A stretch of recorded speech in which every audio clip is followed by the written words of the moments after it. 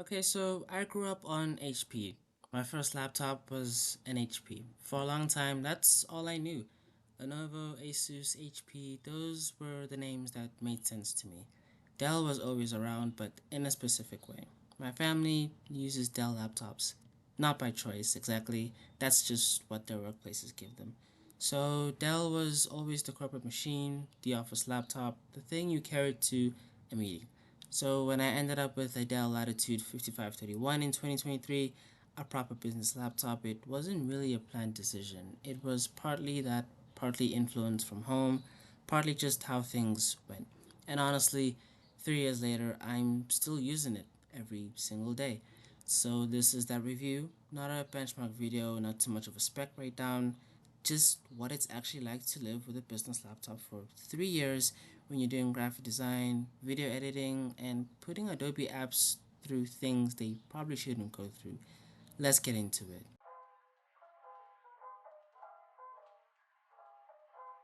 Dell announced the Latitude 5531 in March 2022 and released it that April as part of a refreshed lineup built around Intel's 12th gen processors. The entire Latitude 5000 series sits in Dell's business category, not consumer, not XPS premium, squarely in the enterprise middle ground, designed for business professionals, IT managed fleets, corporate deployment. Not exactly the target market for someone studying graphic design, but here we are. And so this one is powered by a 12th gen Intel Core i7, the same class processor used in most moderate gaming laptops and mobile workstations, not thin and light office machines, 32 gigs of RAM, a terabyte of SSD storage with 950 gigabytes usable, and dual graphics with an Intel Iris Xe for everyday use and an Nvidia GeForce MX 550 when things get heavier. A 15-inch 1080 display, 60Hz touchscreen with anti-glare coating, maxed out at 250 nits of peak brightness. Windows 11 Pro, and a port selection that genuinely I think more laptops should copy. On the sustainability side, and I'll be honest, I didn't know this till I looked it up, but Dell says that the Latitude 5000 series uses tree-based bioplastic, where the lid contains bioplastic, recycled plastic, and even some carbon fiber bits, where the bottom bumpers use bio-based rubber. I mean, it's not nothing. Dell's not shouting about it, but it's there. This laptop weighs under 2 kilograms officially, but in reality, and I've held it enough to know, it feels heavier. Carrying it one handed, you feel it. Putting it in a bag for a day, you feel it. It's not unmanageable, it's a machine with weight to it. And this machine, it's gray, it's rectangular, it is visually a business laptop. There's no attempt here to be flashy, no thin and light aesthetic, no magnesium lid. It's plastic and aluminum, and it looks exactly what it is, a machine built to work. Though my specific unit has some dents and scratches at this point.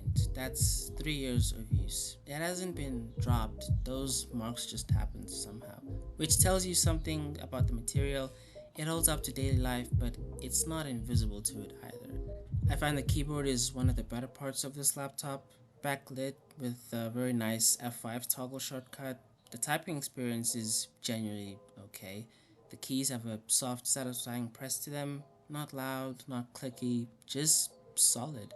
I haven't had a single issue with it from day one. There's also a full number pad built into the keyboard. Yes, it makes the layout feel a little old school, but when I'm working in Excel or PowerPoint or inputting numbers quickly, I actually use it. There's also a calculator shortcut button too, which I almost never touch, but it's there. The trackpad is fine, functional, but the click action can feel stiff. Sometimes pressing to open something feels like pressing on the edge of a table. But thankfully, I use a mouse most of the time. Currently running the Dell Mouse 5120 Pro Plus with side buttons, a very much better experience, mind you. The hinge still works, opens and closes fine, but 3 years in, there's this slight wobble to the screen. I don't find it alarming, just noticeable, but I think it could still hold. One thing that catches more than I'd like is dust, and this laptop attracts it everywhere. Screen, keyboard, trackpad. If you leave it for a couple of days without wiping it down, you will see marks on the display from where the keyboard has sat against it. I wipe it down as much as I can. I mean, who wouldn't want to? I do want to be straight about the screen situation. 250 nits is not a bright screen. Indoors, it's fine. For videos, it's actually decent, and the anti-glare coating handles reflections reasonably well in most situations. Contrast ratio sitting at a 700 to 1, not remarkable, but it's still watchable. But stepping outside though, it's a different story. You can see the screen, but you're working against the light more than with it. Squinting at top corners to find the close button is a real experience I have had. And the anti-glare coating does help. I think Dell was doing something similar to what Apple later calls nanotexture before Apple made a talking point and charged extra for it. The principle is the same. Reduce specular reflection at a cost of some sharpness. It still works very well. The colors are reasonable out of the box, and you can push them further through Intel's graphics software, give it more vibrance, better contrast. I've kind of done that, it sort of helps. The 60Hz refresh rate is what it is. Coming from nothing faster, you wouldn't notice, but if you've used a 120Hz screen, you will feel it. And something to say about the camera? Well, 1 megapixel at 30 frames per second, I do everything I can not to use it. Online classes, interviews, calls, I avoid it. The quality is genuinely bad. This is a business laptop that assumes you'll be in a room with the proper equipment, not relying on its built-in webcam for anything important. I think that assumption doesn't always hold. But I do want to take a moment here because I think this gets undersold. This port layout on this Latitude laptop is quite excellent. You get two Thunderbolt 4 USB-C ports with power delivery and display ports, so you can charge from either side. A full-size HDMI 2.0 with two USB 3.2 ports, a micro SD slot, a full Ethernet jack. Yes, I have used the jack a lot once. A headphone jack as well. There's also an optional micro SIM slot for LTE connectivity, but mine doesn't have that. And in my opinion, that's not laptop port selection, that's workstation port selection. Especially in 2026, when laptops are shedding ports like they're embarrassed by them, having all of this in one chassis is genuinely useful. I also run a Dell external monitor for my room. I plug directly into USB-C, no dongle, no adapter, just a cable. I think that matters more than people realize until it doesn't exist anymore. You see, since 2023, this machine has been running Photoshop, Illustrator, InDesign, Dreamweaver, Premiere Pro, After Effects, DaVinci Resolve, and as of last year, 3ds Max and Blender sometimes. For a graphic design diploma, every assignment, every project, every early, late deadline. So how does it handle that? Well, in Photoshop, it's actually quite good, comfortable, even when the fan starts spinning up. Photoshop does hold its own. I save frequently until the crashes happen, but day to day, it's stable enough to work properly. Apps like Dreamweaver and coding work, it's surprisingly smooth. It handles HTML, CSS, the usual front end stuff without too much protest, though there will be an occasional buffer when doing something complex in CSS, but it pulls through. Where it gets real is Premiere Pro and DaVinci Resolve. Editing a 1080p timeline, even a short one, can be a negotiation. The fans go from idle to moderate to a sound I can only describe as jet fuel.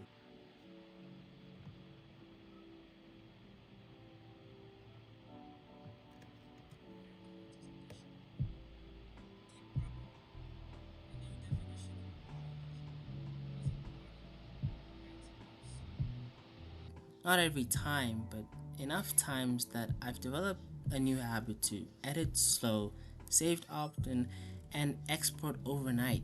Exporting a finished timeline is its own event. The laptop runs at its limit. Fans get loud, it gets warm, and sometimes it doesn't export cleanly on the first try, but thank goodness for Adobe Media Encoder, which has saved me more than once. It's the same story with After Effects, text animation, motion graphics. It does it, but not quietly and not without the occasional crash that makes you regret not saving 10 minutes ago. I only started using 3ds Max in 2025 for a 3D assignment. The first render I attempted was, to put it more gently, not ideal, but it managed and it actually was surprising. I ended up finding out that the solution to getting the most out of performance here is switching the active GPU from the Intel one to the Nvidia one. For anything rendering or export heavy, forcing apps to use the discrete GPU does make somewhat of a real difference. The Intel chip is capable, but it's doing everything at once. Offloading to Nvidia does take the pressure off the system. Another reality is that this CPU was designed for sustained performance under load. Like I said, the i7 chip is the same class used in gaming laptops. It can handle heavy work, but it wasn't paired with the cooling system or GPU that those machines have. So I do feel the ceiling very much. And yeah, missing a deadline or two because of a crash or a failed export at 2 a.m. has happened. I'm not going to pretend otherwise. And all of that plays into the battery conversation. It runs on a 64 watt hour lithium ion battery charged via Thunderbolt USB-C port from a 90 watt adapter, but I have a 130 watt charging brick adapter. Fast charging is supported. The battery life depends entirely on what you're doing. Light use of browsing, emails, watching something, I get maybe 4 to 5 hours. That's fine. But when it's design work, anything with the name Adobe open, it's more like 2 to 3 hours, sometimes even less. However, I think the reason isn't the battery. 64 watt hours is actually reasonable size. Another reason is the CPU. You see, the i7 chip under any kind of load draws 30 to 50 watts by itself, which is a lot. And so when apps like Premiere Pro is open and you have Google Chrome with 15 tabs, OneDrive is syncing files, and the screen is at full brightness, the battery doesn't stand a chance. It's not a battery problem, it's more of a consumption problem. If you were to compare that to an M3 MacBook, which manages somewhere between 12 and 18 hours under similar creative workloads, you understand the gap. Apple's silicon is designed around efficiency in a way that Intel's architecture simply wasn't. Well, at least not until recently. I think the Latitude is closer to a mobile workstation than an Ultrabook, and it does seem to behave like one. And I myself have adapted to it by using the battery saver mode, switching the browsers from Chrome to Opera Mini for general browsing. Chrome's reputation for battery drain is well earned. Closed background apps, managed sync timing, it does end up helping. You just can't forget to be deliberate about it. But I'm always near a charger. That's just the reality. The speakers are two Realtek units and they're actually good. Louder than I expected from a business laptop.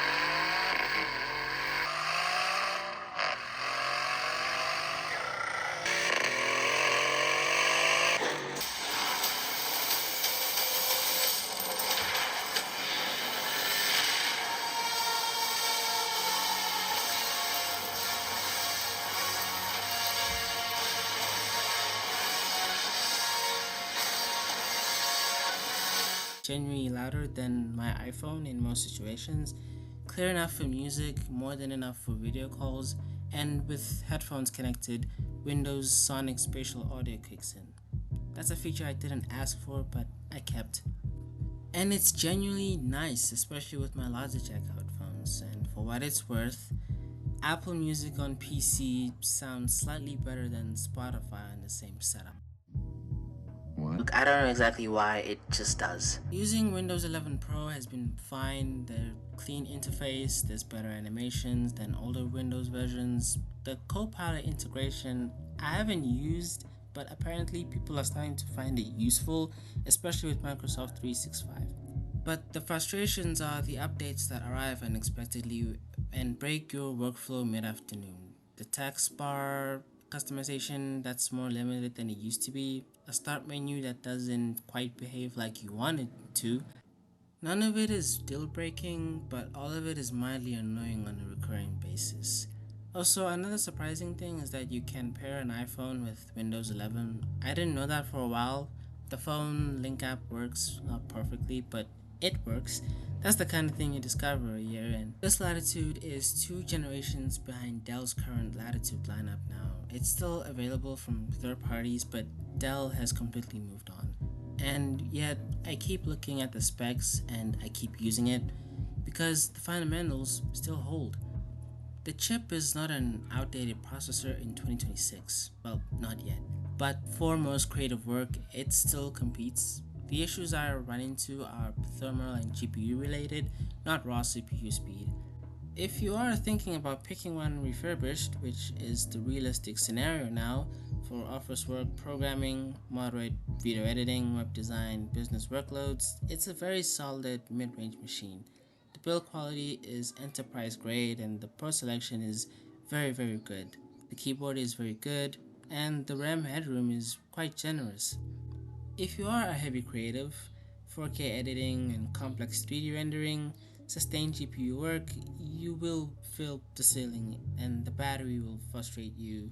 The MX550 is a light discrete GPU, not a workstation card, but you'll work around it like I did, but you will feel it.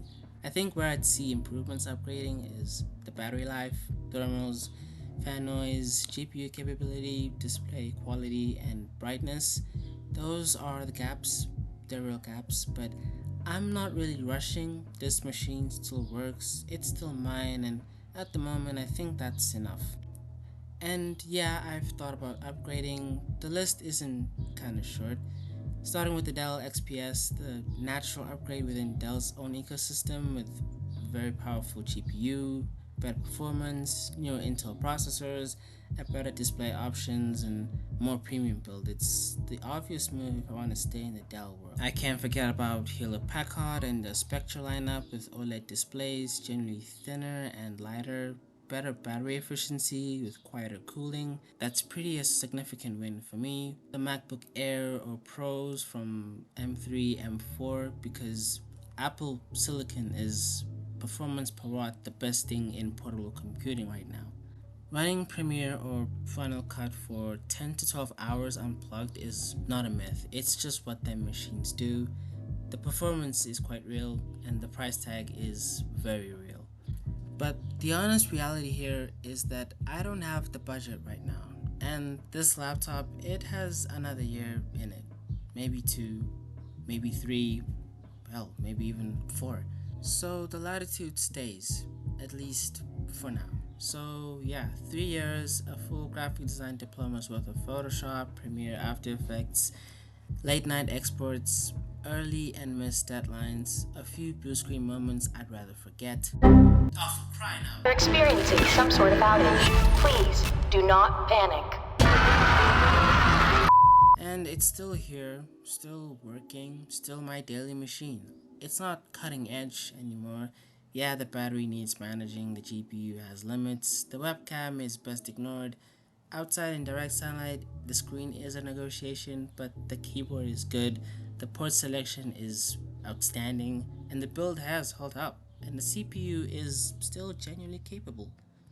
Is it the right laptop for a creative in 2026? Not if you're buying new, but if you have one or if you're picking up refurbished at a sensible price, it will not let you down as long as you understand what it is. A business laptop that does a lot more than business. That's it for this one. Thank you for watching.